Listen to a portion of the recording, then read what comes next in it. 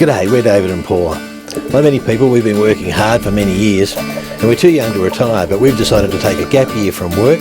We've bought a new van and we're doing a lap right around Australia. Not me. Your folks.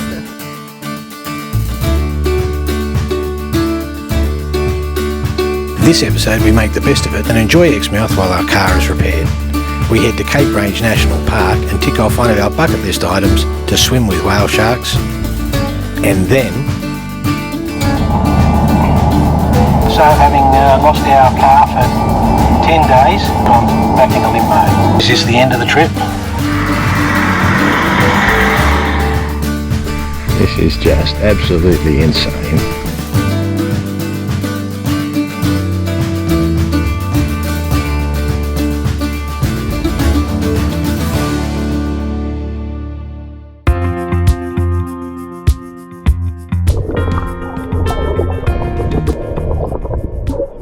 Right now we're stranded in Exmouth and with the van, and the car's a long way away and we're waiting to find out what's going on with all that.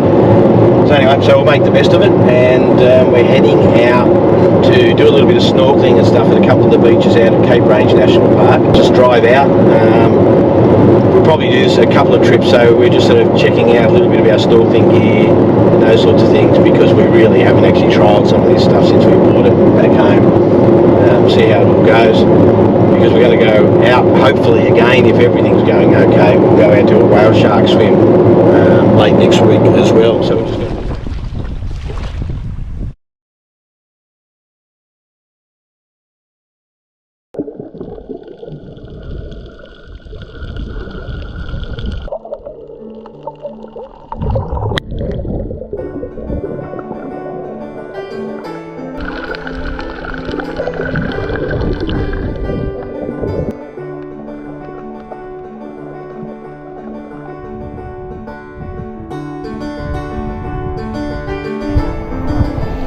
How you going? Good. Is that good? How'd you go? Oh, good. Where are we at? Turquoise Bay. Why are you laughing, Paula? Where's that? Paula's laughing because that's about take 15. Which part of Turquoise Bay? In the drift. Yeah, the drift loop. And we've been practicing our snorkelling before the whale shark dive. Yeah, it's good. It's good, isn't it? Yeah, Paula, you're good. Lots of fish today. Lots of fish. You got closer to the coral today than you did yesterday. Yes, lots closer. So the drift loop is a little bit more advanced because there's a strong current. But we came up to Turquoise Bay, the other part of the loop, which was recommended for Paula to sort of get used to her gear. And it was just completely blown away, wasn't it? Oh, it was revolting. A gale. Yeah. So we came across the drift loop, which was absolutely calm yesterday, so it was good. So we came back today, there was a bit more current today, wasn't there? Yeah. Yeah. All right.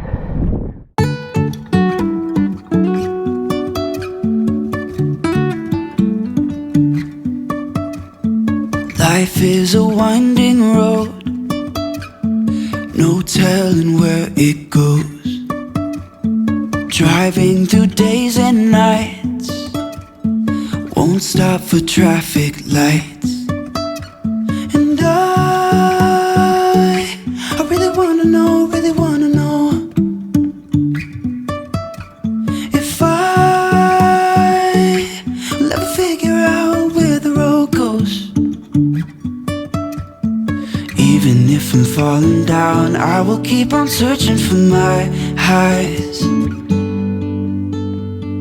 You can say I lost my mind, I will keep on holding my head high. That was interesting. Yeah. Even if the sky. So it's worth coming up to the lighthouse if you come out to Exmouth. You get a good view of the coast in sort of both directions, but they've got just a little display board sort of which talks about both some of the natural sort of history but also the World War II history of the area, because it was a radar site as well as the lighthouse site. I wasn't quite sure whether it was going to be worth coming up, but yeah, it gives you a good overview of what the whole place was about, particularly in World War II. So anyway, so if you come into Exmouth, you know, just come and spend half an hour up here. It'd be great during whale season. Oh yeah, you'd probably be able to see the whales migrating. Yeah. Anyway, we're a bit early for that. All right, let's head back.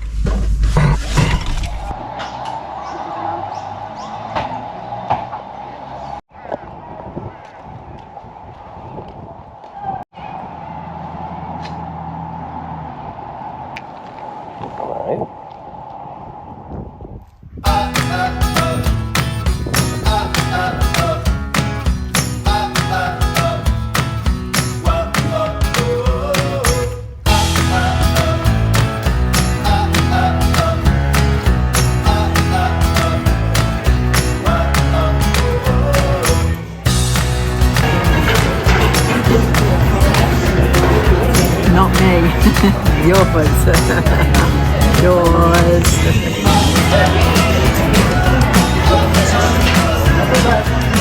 It's just the starters.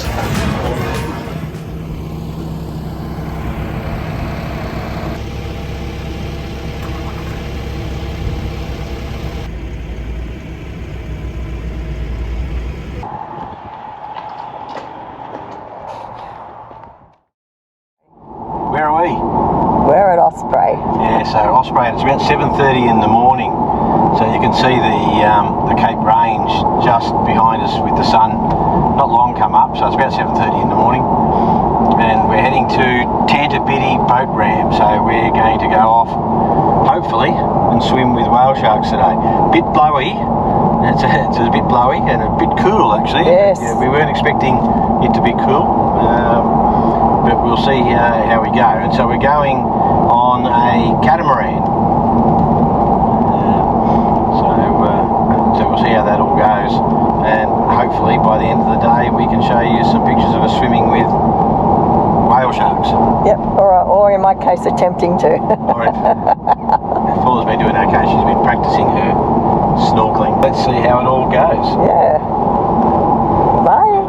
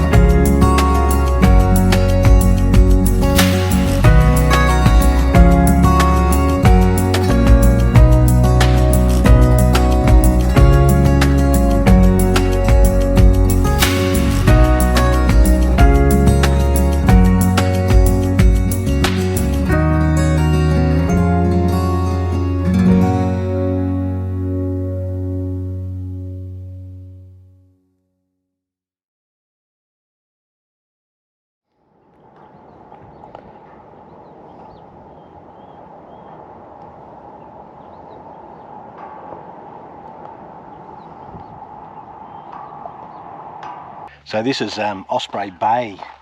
That's Paula going A in the background every time. Every time. Well, that's because I hear your voice all the time. I need a red I need a red flashing light. She's the producer, but she still interrupts anyway.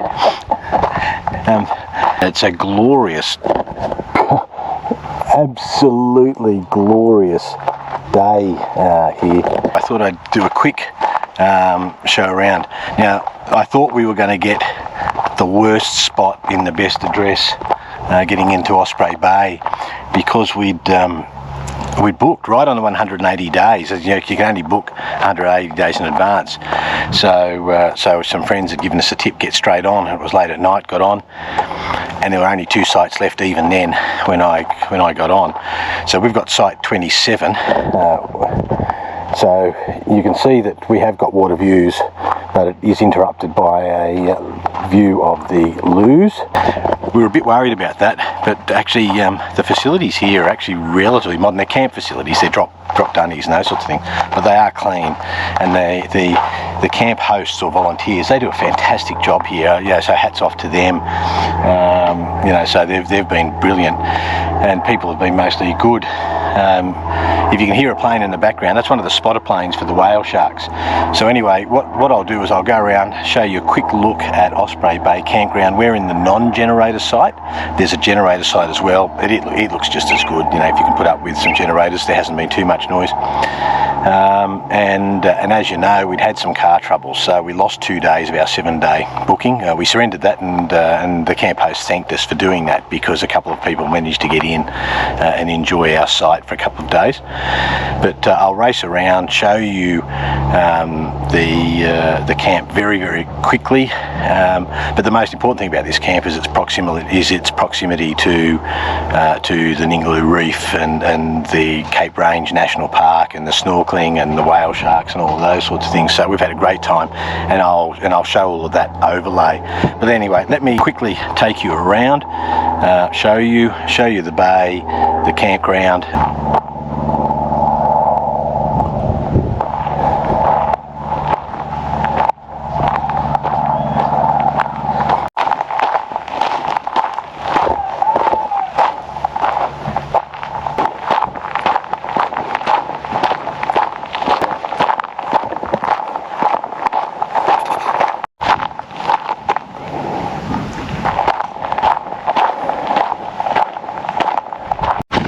Yeah, so check this out. I mean, this is 100 metres from our site.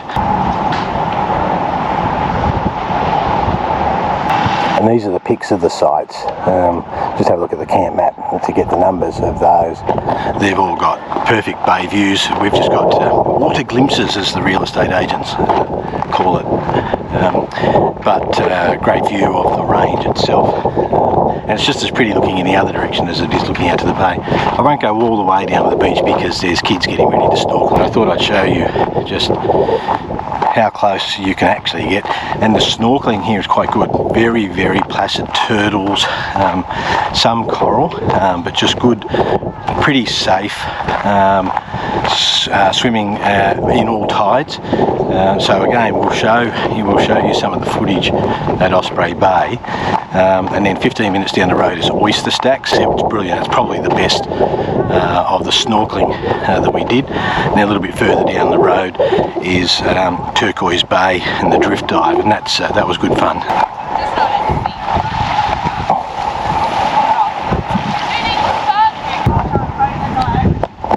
Yeah, it's a kayaking and canoeing sort of zone in the sanctuary here as well, so it's sort of quite popular for some day trippers to come out from Exmouth and do that as well, which is what's going on at the moment. I just can't believe how beautiful this day is.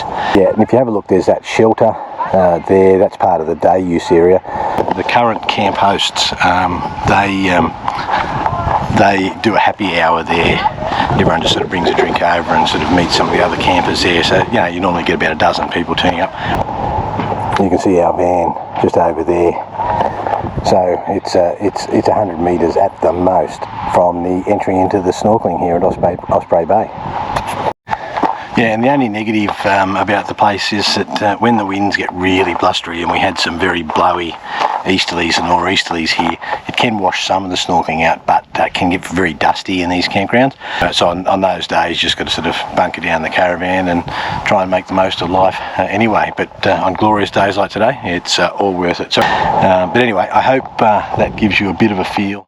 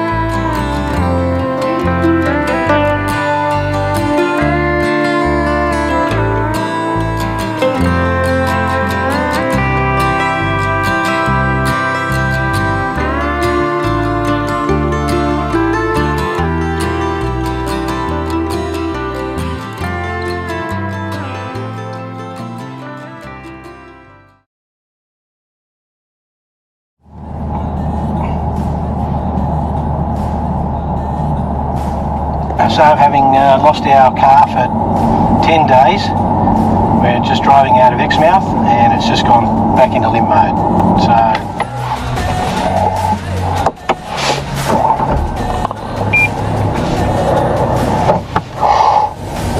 and it's reset itself. It's broken down again and gone into limp mode, so we don't know what's going on. We'll head towards Geraldton again.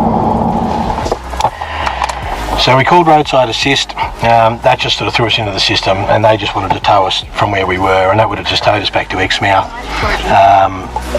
So we contacted CRC, and fortunately we got the same guy who was managing our case previously. Looking at the options now, but the good news is that they've authorised to tow the van with the car this time. So we will get to we'll get both of them together at Geraldton, which is completely the opposite way that we need to be going, but we obviously can't keep going north with the car the way it is at this stage anyway. So sounds like now that our stuff at the Dampier Peninsula will be shot to bits, and we'll still have to work out what happens with Gibb River Road or anything. You know, we won't even know until after. We won't know until after the car's been assessed again. So, you know, we'll just have to figure out, is this the end of the trip?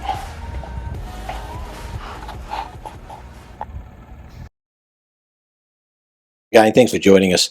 Please don't forget to like and subscribe, and remember, 100% of our YouTube advertising revenue goes to charity.